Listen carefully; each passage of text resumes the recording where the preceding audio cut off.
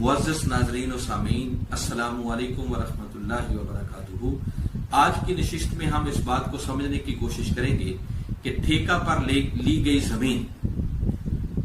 اس کی زکوٰۃ یعنی اس کی پیداوار پر عشر ہوگا یا نصف عشر ہوگا، تو کیا وہ ٹھیکیدار ادا کرے گا یا زمین کا مالک ادا کرے گا؟ تو ناظرین مکرم یاد رکھیں کہ زرعی پیداوار پر جو زکوٰۃ دی جاتی ہے، عشر دیا جاتا ہے یا نصف عشر دیا جاتا ہے، اس کا تعلق زمین کا مالک ہونے سے نہیں ہے بلکہ زمین کی پیداوار کا مالک ہونے سے ہے۔ تو چونکہ اس زرعی پیداوار کا مالک ٹھیکیدار ہے، اس نے فصل کاشت کی ہے، اس نے فصل اگائی ہے،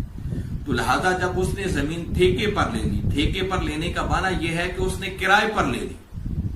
تو اب زمین اس کی ہو گئی۔ اب اس سے جو زرعی پیداوار ہوگی تو اس کا مالک بھی وہ ٹھیکیدار، وہ کرایہ دار ہوگا، تو اس پر جو زکوٰۃ بنے گی، جو عشر بنے گا، جو نصف عشر ہوگا، تو وہ بھی ٹھیکیدار، کرایہ دار ادا کرے گا۔ مالک چونکہ اس کا کرایہ لیتا ہے، اس کا ٹھیکہ وصول کرتا ہے، تو وہ رقم اپنے بقیہ مال میں جمع کر کے اگر وہ صاحب نصاب بن جاتا ہے تو اس پر الگ سے زکوٰۃ ادا کرنا ضروری ہوگا۔ وہ اس کے انکم میں مال شامل ہو جائے گا جو اس نے بطور ٹھیکہ اور بطور کرایہ، زمین کے کرائے کے طور پر جو رقم اس نے لی ہے، تو اس کے پاس اگر بقیہ مال ہے اور سارا ملا کر وہ نصاب کی حد کو پہنچ جاتا ہے تو اس پر الگ سے زکوٰۃ ادا کرنا ضروری ہوگی۔ اس پیداوار پر عشر ادا کرنا